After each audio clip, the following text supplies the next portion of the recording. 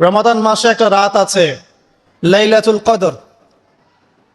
লাইলাতুল কদর 27 রমাজানেই হবে জরুরি না। শেষ দশকের বিজোড় রাতগুলোর যে কোনো রাতে লাইলাতুল কদর হতে পারে।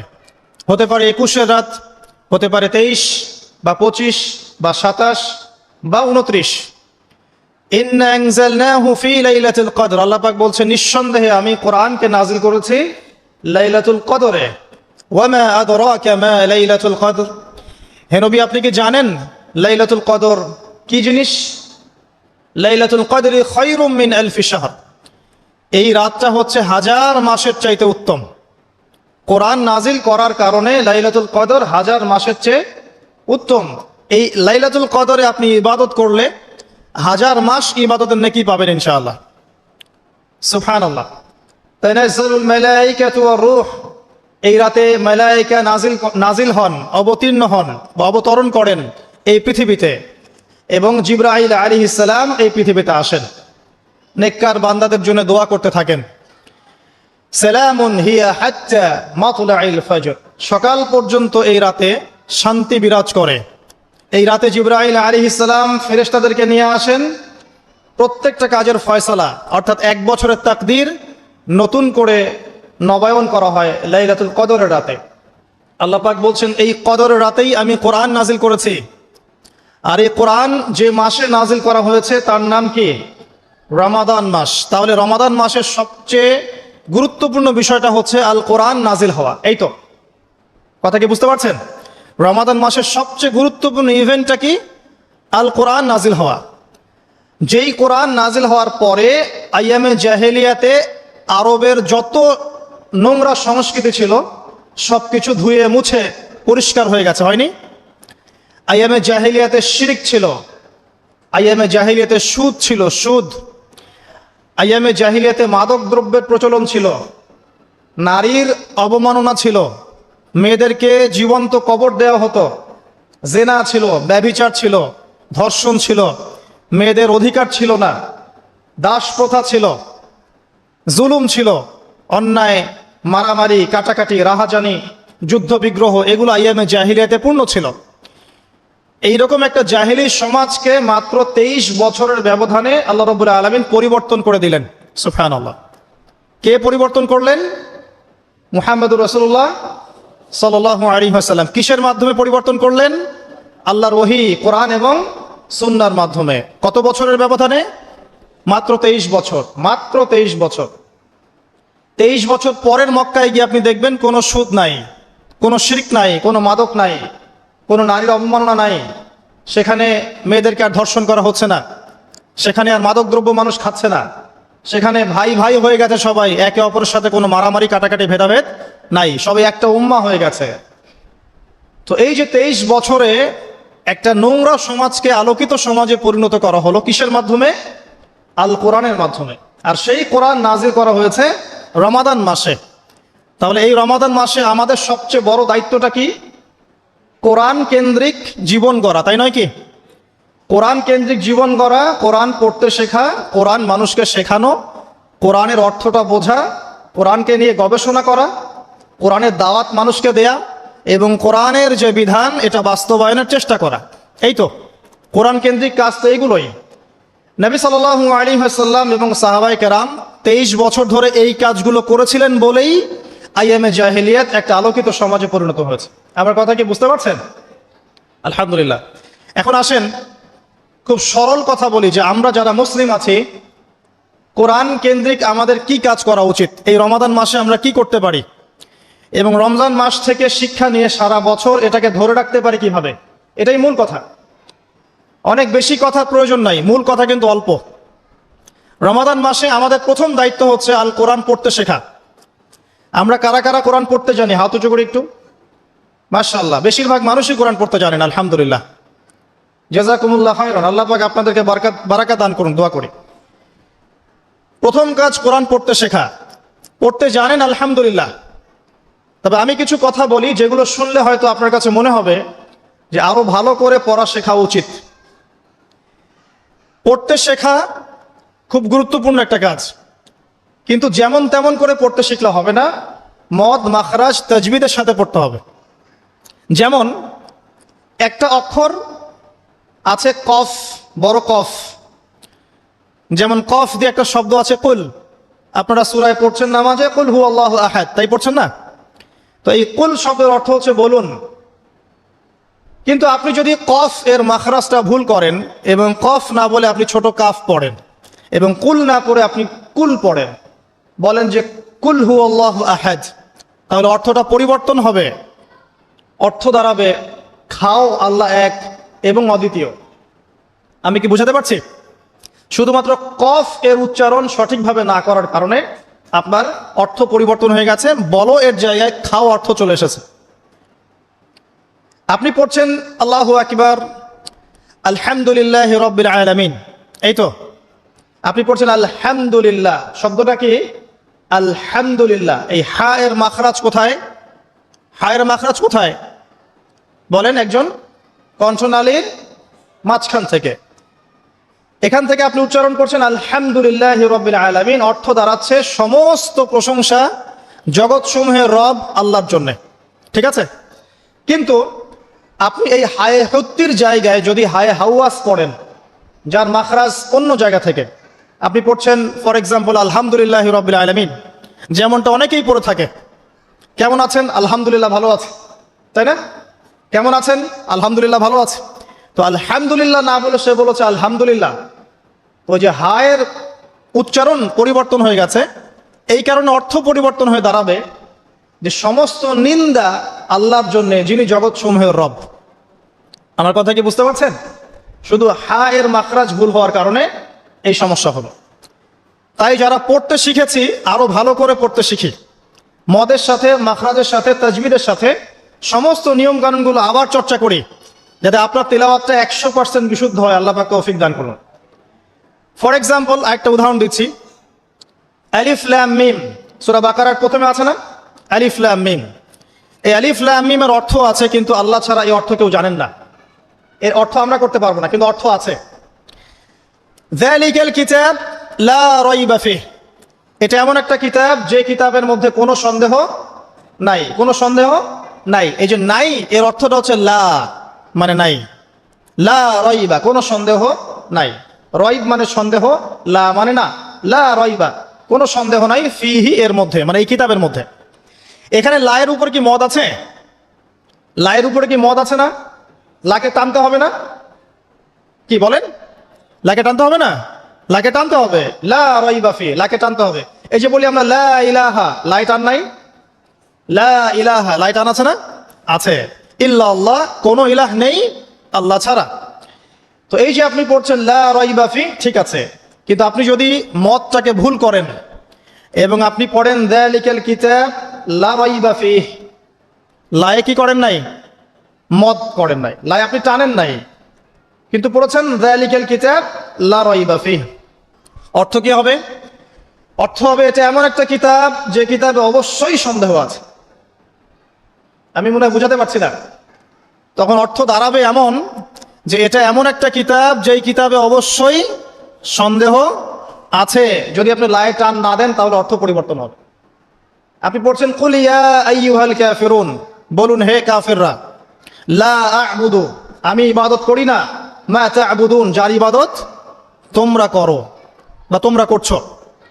এখানেও লায়ের মধ্যে মদ আছে, লা আ'বুদু মা তা'বুদুন। কিন্তু আপনি যদি মদ না করেন, যদি পড়েন কুল ইয়া আইয়ুহাল কাফিরুন লা আ'বুদু মা তা'বুদুন, অর্থ কি হবে? বলুন হে কাফেররা, বলুন হে নবী হে কাফেররা, আমি অবশ্যই তার ইবাদত করি যার ইবাদত তোমরা করো। নাউযুবিল্লাহ। আমি কি বুঝাতে পারছি ভাই? অক্ষরের পরিবর্তনের কারণে, উচ্চারণের পার্থক্যের কারণে, টান কম বেশি হওয়ার কারণে কোরআনের অর্থ ঈমান থেকে কুফরির দিকে যেতে পারে। কথা কি বুঝতে পারছেন?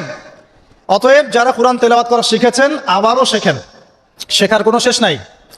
যদি এখন আমি কোরআন তেলাওয়াত আপনাদেরকে ধরি, দেখা যাবে অনেকের তেলাওয়াত ভুল পাওয়া যাবে, পাওয়া যাবে না? অতএব এই রমাদান মাসটাকে কাজে লাগান, রমজান মাসে কোরআন তেলাওয়াত করা শেখেন। ইমাম সাহেবের কাছে শেখেন, মুয়াজ্জিন সাহেবের কাছে শেখেন, আলেমের কাছে আসেন, মাদ্রাসায় যান। যদি এগুলো সুযোগ না থাকে, অনলাইনে অনেক কোর্স করানো হচ্ছে, অনলাইনে কোর্স করেন। সবচেয়ে ভালো হয় মাদ্রাসায় গিয়ে পড়লে।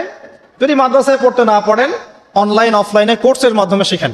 আপনাকে শিখতে হবে, যে কোনো নিয়মে হোক শিখতে হবে। নুরানি পদ্ধতি বলেন, বৈজ্ঞানিক পদ্ধতি বলেন, যে নিয়মেই বলেন, আপনাকে বিশুদ্ধ করে শিখতে হবে।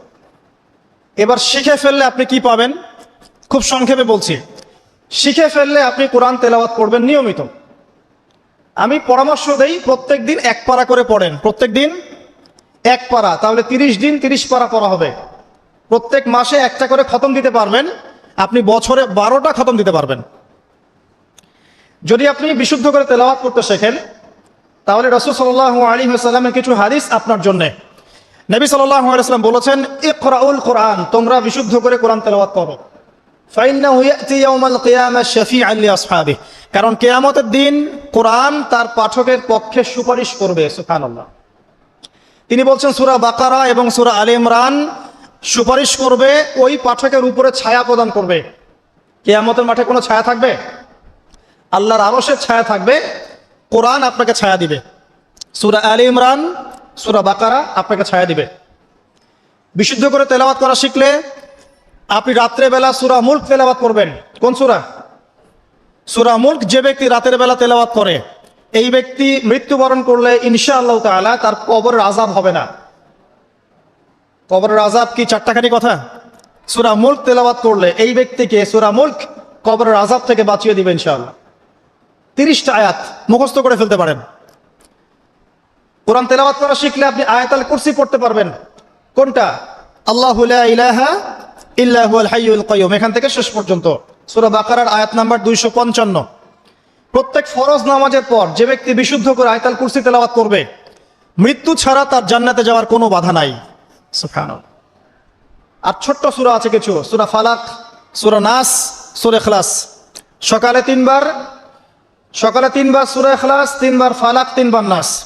বিকেল বেলা বা সন্ধ্যার পরে 3 বার সূরা ইখলাস, 3 বার ফালাক, 3 বার নাস।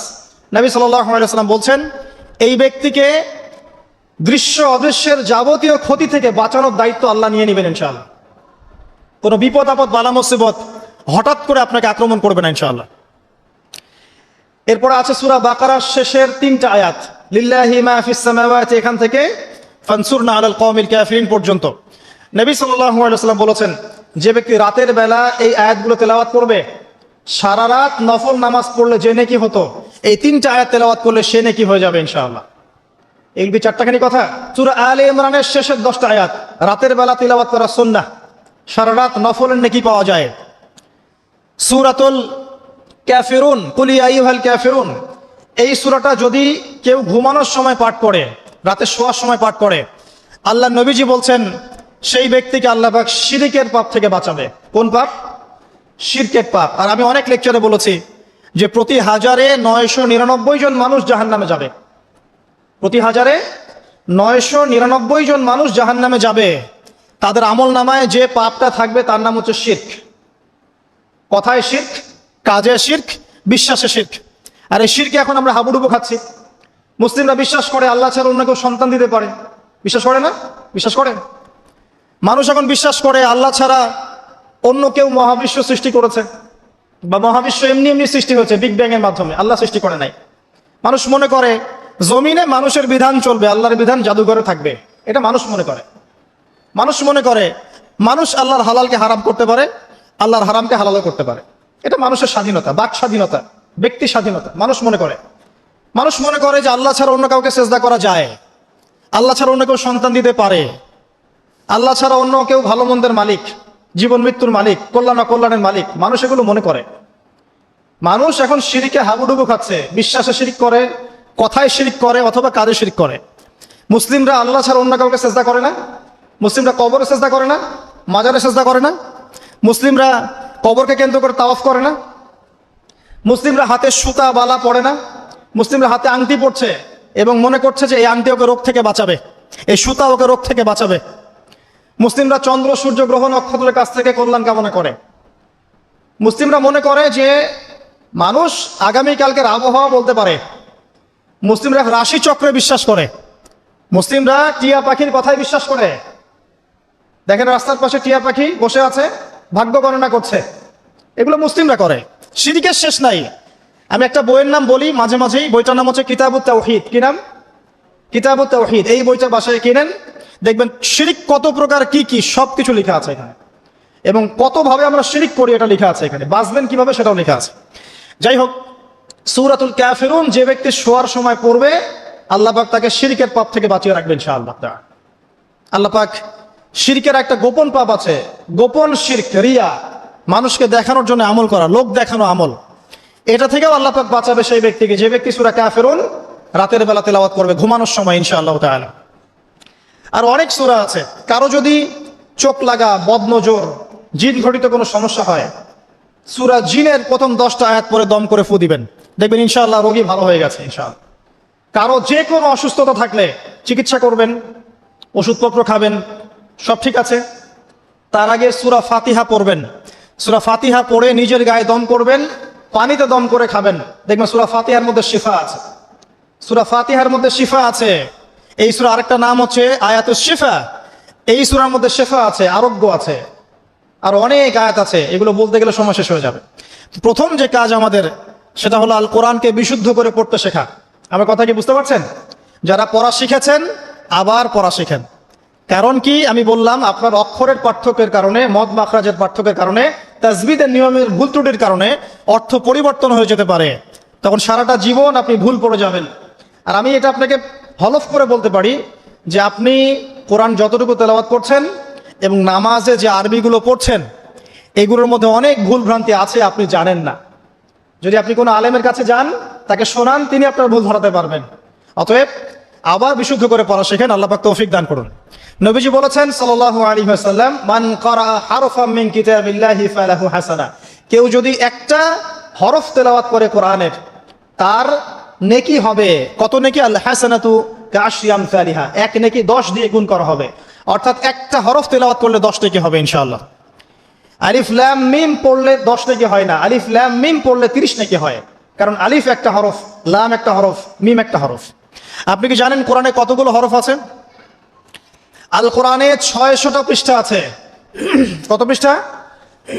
এটা হাফেজি কোরআনে 600 পৃষ্ঠা থাকে। প্রত্যেক 20 পৃষ্ঠায় একটা করে পারা শেষ হয়। প্রত্যেকটা পৃষ্ঠার মধ্যে 15টা করে লাইন থাকে। কয়টা লাইন থাকে? 15টা লাইন থাকে। প্রত্যেকটা লাইনের মধ্যে 9টা করে গড়ে শব্দ থাকে। গড়ে 9টা করে শব্দ থাকে। এক পৃষ্ঠায় দেখবেন 134 বা 135টা শব্দ থাকবে। এখন 600কে আপনি 135 দিয়ে গুণ করলে দেখবেন আল কোরআনে 77,800টা শব্দ আছে। 77,800টা শব্দ আছে, মানে প্রায় 78,000 শব্দ আছে। এটা হলো শব্দের কথা বললাম। এই শব্দগুলো সব নতুন শব্দ নয়, এগুলো বের হয়েছে মাত্র 4 থেকে 4,500 শব্দ থেকে, মাত্র 4 থেকে 4,500 শব্দ থেকে। এই শব্দগুলো আবার 3 ভাগে ভাগ করা যায়। এক ভাগ হচ্ছে নাউন্স, নাউন্স তো বোঝেন, বিশেষ্য, যেগুলোকে আমরা ইসম বলি, যেমন আল্লাহ, মুহাম্মদ, জিবরিল, মিকাইল, ইব্রাহিম, ইসমাইল, এগুলো নাউন মানে বিশেষ্য। একগুলো আছে ফেল বা ক্রিয়াপদ, যেমন না'বুদু, নাস্তাইন, নাতরুকু, ইয়ামালুন, ইয়াফআলুন ইত্যাদি। অনেকগুলো আছে ফেল মানে ক্রিয়া। এই ফেলগুলোই মূল জিনিস, এগুলো ভার্বস। এগুলো 2 ভাগে ভাগ করা যায়, ফেলে মাজি এবং ফেলে মুদারি, অতীতকাল এবং বর্তমান ভবিষ্যৎকাল। আরেকগুলো আছে হরফ বা অব্যয়, এগুলোকে আমরা ইংরেজিতে বলি প্রোনাউন্স বা প্রিপজিশন বা কনজাংশন, ইন্টারজেকশন, এগুলো সবকিছু মিলেই হরফ। এই অল্প কিছু শব্দ থেকে কোরআনের 78,000 শব্দ বের হয়েছে। কোরআনের যদি কেউ 400 থেকে 500টা মাজদার জানে, মাত্র 400 থেকে 500টা মাজদার, ইনশাআল্লাহ তাআলা সে কোরআনের 70% অনুবাদ করতে পারবে ইনশাআল্লাহ। কথা কি বুঝতে পারছেন? হয়তো কিছু বুঝতে পারছেন না। মাত্র 400 থেকে 500টা মাজদার, মূল ওয়ার্ড, রুট ওয়ার্ড কেউ যদি জানে, এবং এই একটা শব্দ থেকে অনেকগুলো শব্দ তৈরি করার ট্রান্সফরমেশন পদ্ধতি আছে, একটা আরবি ব্যাকরণ একটা পদ্ধতি আছে, যে একটা শব্দ থেকে আপনি অনেকগুলো শব্দ তৈরি করতে পারবেন। আরবিতে এরকম পদ্ধতি আছে। এই পদ্ধতিটা যদি সে জানে এবং এই সিনোনিমসগুলো, ভোকাবুলারিগুলো মনে রাখতে পারে, মাজদারগুলো মনে রাখতে পারে, ইসিমগুলো মনে রাখতে পারে, হরফের ব্যবহারগুলো জানে, সে ইনশাআল্লাহ তাআলা অল্প সময়ের মধ্যে 70% কোরআনের অনুবাদ করতে পারবে ইনশাআল্লাহ।